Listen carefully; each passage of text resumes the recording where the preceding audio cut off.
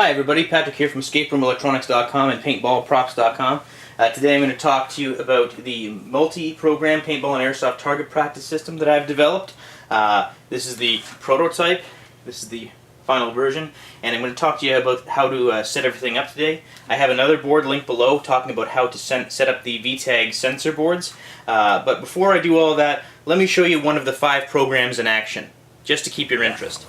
Get ready for some target practice. 3, 2, 1, go.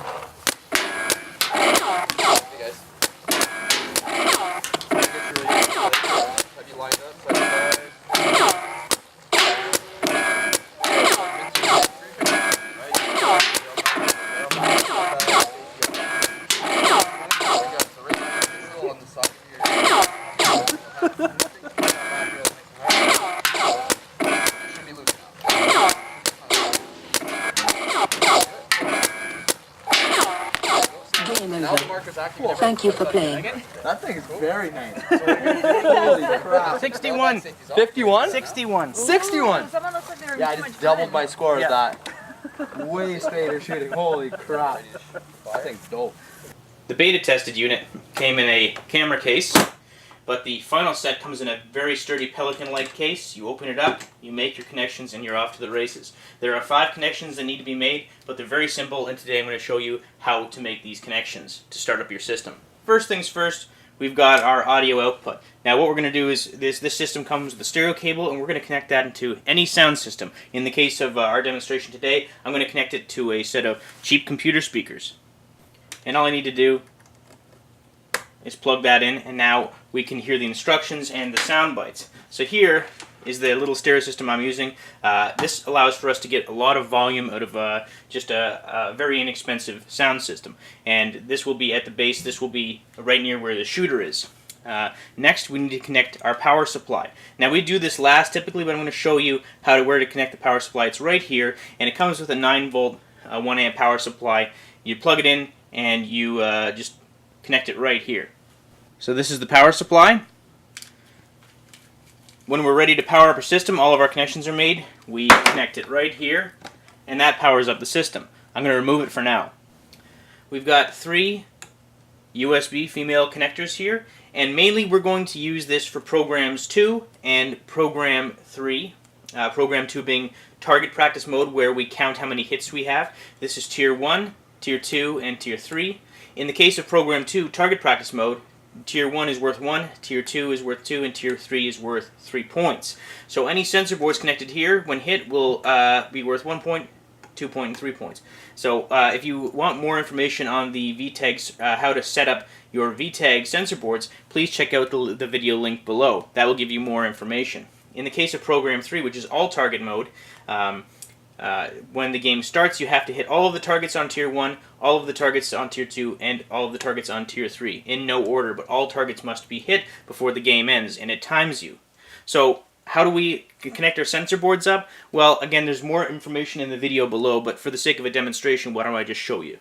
This set comes with long-distance cable connections. We've got 65 feet, 85 feet, and 100 feet.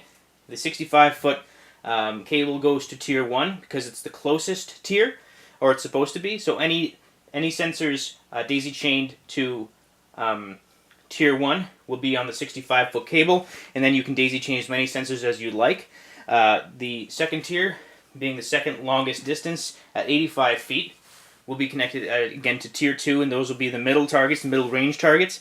And tier 3, 100 feet, and those will be the farthest targets. And in the case of target practice mode, it will be worth the most, any target on tier 3. And in the case of program 3, all target mode, these will be the hardest targets to hit because they'll be so far away. So the 65-foot cable will connect right here. And the 85-foot cable here, tier 2, 100-foot cable here, tier 3. Now I'll mention, for the sake of mentioning it, that the only program that needs for all 3 tiers to be plugged in, for sensors to be on all 3 tiers, is program 3, all target mode, because it's expecting signals to all 3 tiers. All other modes only need tier 1 if you want to make it a more basic target practice system. The set comes with several extension cables, 10 to 15 feet, USB cables, so that once you connect the long extension to the first sensor in the daisy chain per tier, you have long USB cables to daisy chain from here to here. And so let's just pretend that this is a we only got a daisy chain of 2 sensors. We can have more than 10 if we'd like per tier. The set comes as a base with 10 sensor boards. So let's just say for the sake of argument that this tier only has 2 sensors. I now need to daisy chain here to here. So I've got a 10-foot cable here. All I'm going to do is connect here to here, and now tier 1 is done. So anytime this target, we're going to pretend that these are 2 different targets. In the case, say 2 different barrels or 2 different wooden targets.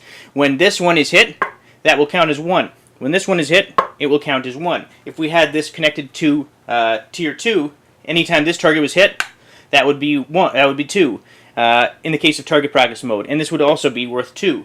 In the case if we had connected this to tier 3, these would be each hit per the target would be worth 3. So, in the case of just a basic setup, let me just give you a quick demonstration of Program 1, which is just free shooting mode. So, I'm going to, both of these targets are going to essentially react to me hitting it, but because I've got it on one piece of wood, and the sensors are adhered to one piece of wood. So what I'm just going to do is I'll enter us in free shooting mode, which is Program 1. It's essentially for the kiddies. It makes funny sounds like screams, ricochet sounds, bullet ricochet sounds, and zombie sounds when you hit the target. And so I'll just power up right now. What I'm going to do is I'm going to connect 9 volts to the power supply, and it's going to introduce me to the program. So just to show you that in the case of Program 1, it doesn't matter which tier you use. It's all the same. It's just free shooting mode. We're going to start up in zombie mode. So this dip switch tells you or selects which soundbite we're using. In the case of all in the down position, we're using zombie mode. Enter program. Enter program. So again, for this basic video, I'm going to go through Program 1. Program 1 selected. Ready in continuous shooting mode. So whether you're using your 100-foot extension, your 85-foot extension, or 65-foot extension, this is what happens when you hit a target.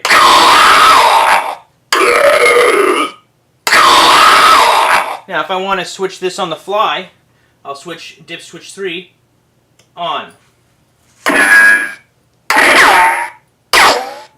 If I want screams, I'll set dip switch 3 off and dip switch 2 on. So this is for the kiddies. Program 2, Program 3, Program 4, and Program 5 are geared more towards competition, and that's really where you can make some money with this. If you just want your kids to spend your paintball or airsoft, if you have an airsoft field and you want a good attraction, this is perfect. If you want if you want the people to spend their paint at the end of the day after when they have leftover paint, Program 1 is a perfect way to just let off some steam, have some fun, especially for younger people. In the case of Program 2, which is target practice mode, you can have competitions, and that means that you spend a lot of paint, but you also have a lot of fun. Same with Program 3, which is all target mode. Program 4 is quick draw mode, which is also a lot of fun. If you want a demonstration of all of these, please check the link below, because I'm actually going to show you at Marked Paintball each program.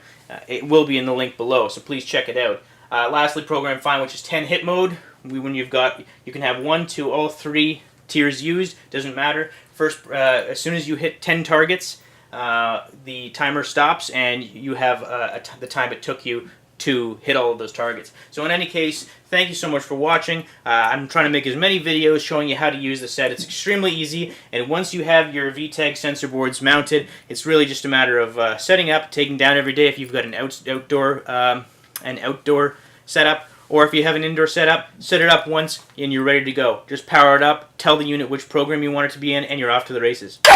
Thanks for watching, everyone.